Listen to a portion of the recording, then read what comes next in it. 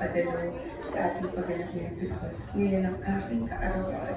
As the evil leader, as the evil leader, as the evil leader. Anyway, pero hindi tungkol sa akin ang araw na ito.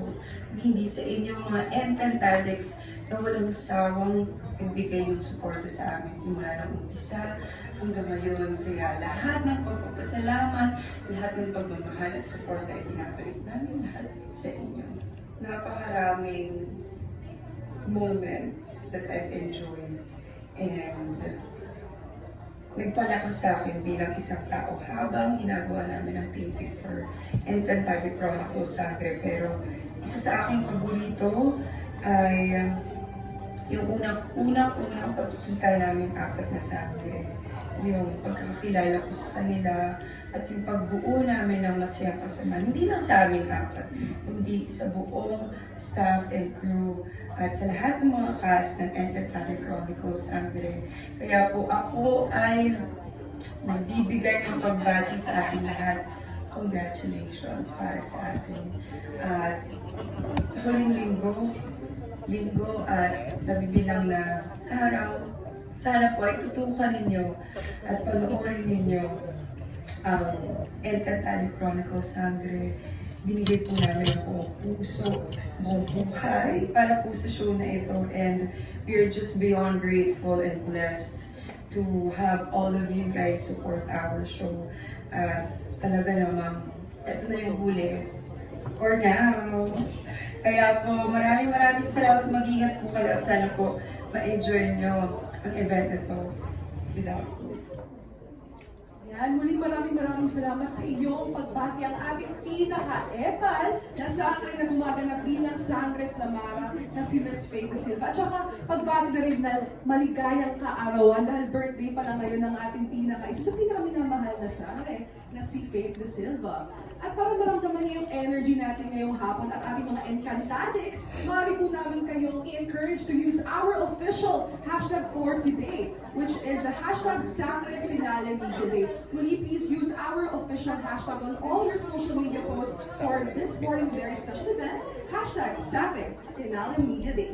Ngayon, alam ko ito'y pinaka-inaantay na ngayong hapon na mas makilala pa natin ang inamahal na karakter sa Encantadia Chronicles na sangre. Kaya naman, let's start with a quick kamustahan with Bianca, Angel, Calvin, and Miss Rian bago ang ating official media interview. So my first question is for you, Miss Bianca Umari. Anong pinakamalaking lesson ang natutunan mo kay Tera na madadala mo sa iyong career? Marami. Isang mahabang listahan yan. Sa tagal ng itinakbo po ng paggawa namin ng proyektong ito, sa totoo lang, the Bianca who started to give life to Tera in 2023 is not the same Bianca now na matatapos na ang kwento nitong Encantadia Chronicles Sangre sa 2026. Ang madadala ko na isa is yung patuloy kang maniwala sa sarili mo. Isa yun sa mga pinakamalaking na ituro sa akin, Tera.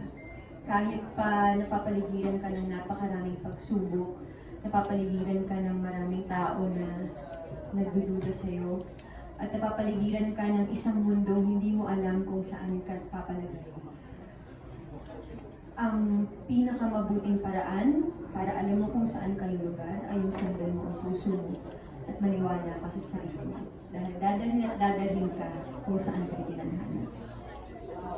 What a way to start our interview, grabe. Maniwala ka sa sarili mo, pakinggan mo yung puso mo. That's only applicable sa Encantadia world, even in our real life. Kaya naman, my next question for you is, without spoiling anything, can you give us one word that best describes what the viewers can expect from the finale? Siguro, the best word to describe it, puno ng puso. Sa dami ng naging pagsubok ng mga sangre, at sa dami ng nangyayari sa mundo natin, sa paligid natin, the best thing to hold on to is our hearts and to actually unite. At yun yung mapaparamdam namin sa finale. Na sa kabila ng lahat ng sakit, pighati, lahat ng sakripisyo, ng gera, iisa ang puso naming mga sangre. At yun yung pinakamahalaga. Palakpakan natin si Miss Bianca Omari po na. Eh, ano naman na-feel mo na ngayon patapos na yung one of the most beloved fantasy serye ng GMA Network na Encantadia Chronicles Summer. How do you feel that you carried such big and important role in this series? Hindi siya mapipinpoint into just one emotion, no? Sa totoo lang. I guess mula pa nung na-realize namin na patapos na ba talaga to, ito na ba yung last taping day namin. Wala sa amin na makapagsabi kung ano ba talaga nararamdaman namin. Mahirap masabi kung, of course, masaya kami because it was such a successful run and it was a magical adventure for all of us. But at the same time, it saddens us kasi mawawala na yung routine namin na parang halos 3 taon kami na almost everyday kami magkakasama, yung mga kwentuhan namin on set, to actually have the opportunity to portray the roles that we have and give life to them, di ba? Mamimiss mo yun eh. But again, overall, to be part of the world of Encantadia is already a blessing in its own form. And I don't think we want to say goodbye. Hindi natin alam, malay natin, pagkatapos ulit ng isa pang dekada, magbubukas ulit ang mundo ng Encantadia. At sana ay parte pa rin po kami nito. Nandito pa rin si Adamo, si Flamara, si Tera, at si Bea.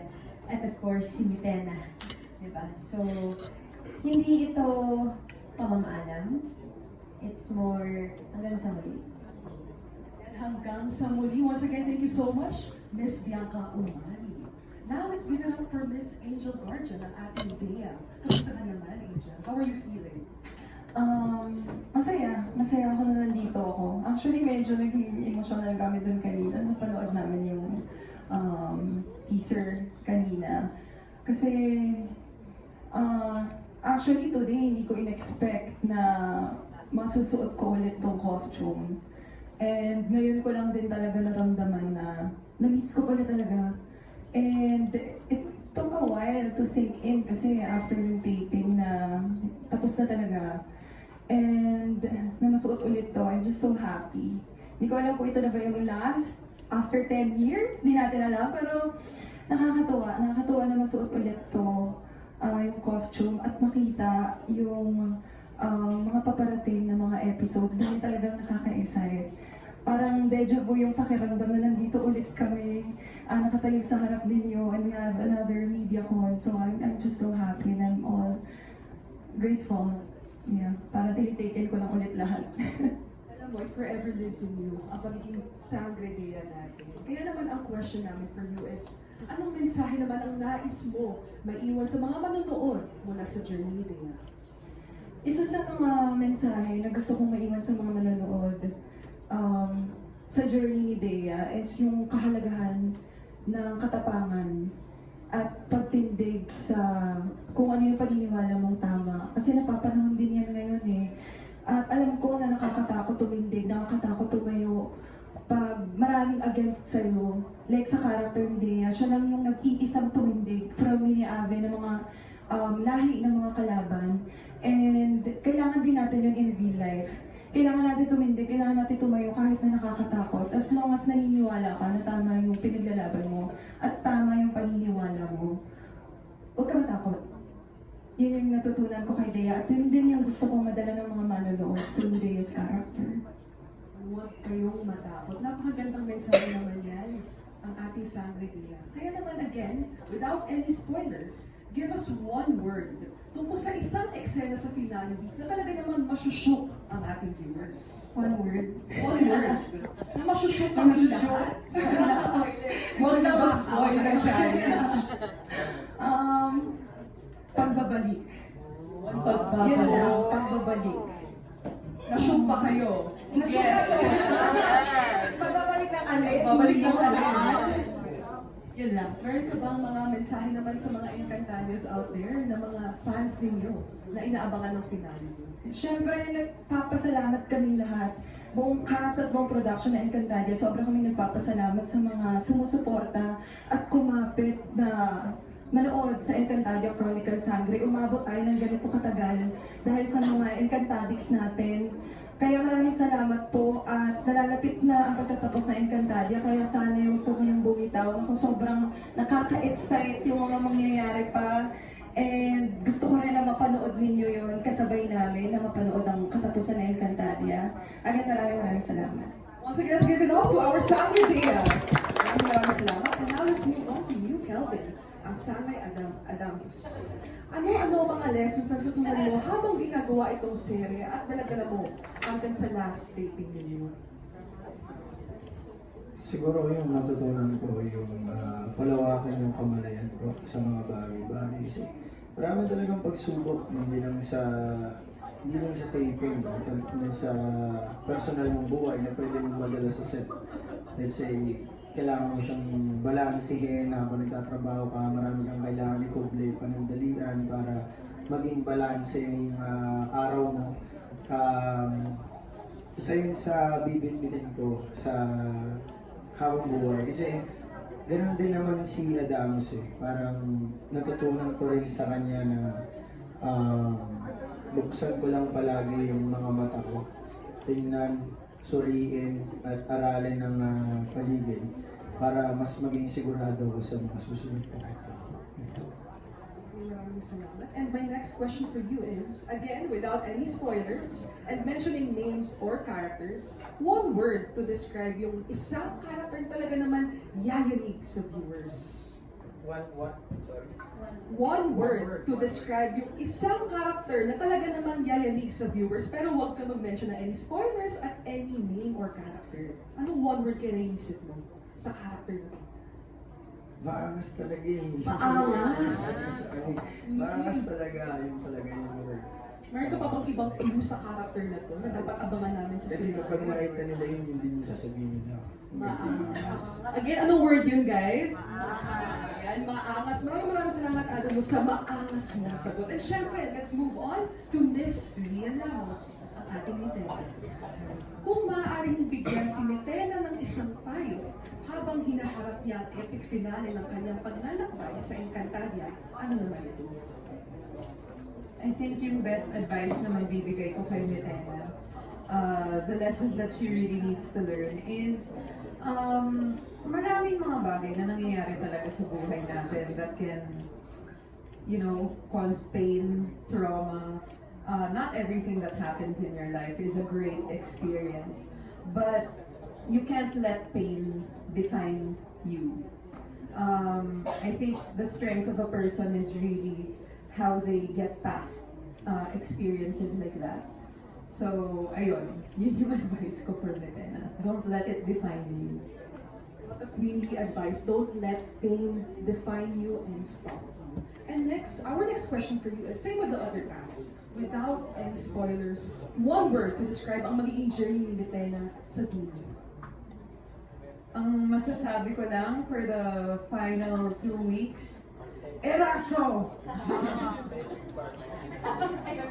Epic. Eraso, yan. Epic finale na dapat kaabang-abangan. Muli maraming salamat to our sangres and of course, Mitena. Kaya naman, there you have it, mga kapuso. Marami pa tayong pagkukwentuhan kasama ang ating mga bisita ngayon umaga. But before that, may ipaparaffle muna ang isa sa ating mga direktor. Thank you so much, Director. May ipaparaffle tayo this morning. Dalawang limited edition ng Sangre Watch. Sino dito gusto manood ng limited edition ng Sangre Watch? One more time, are you guys ready for the raffle draw? Yan, may dalawa po mananalo ng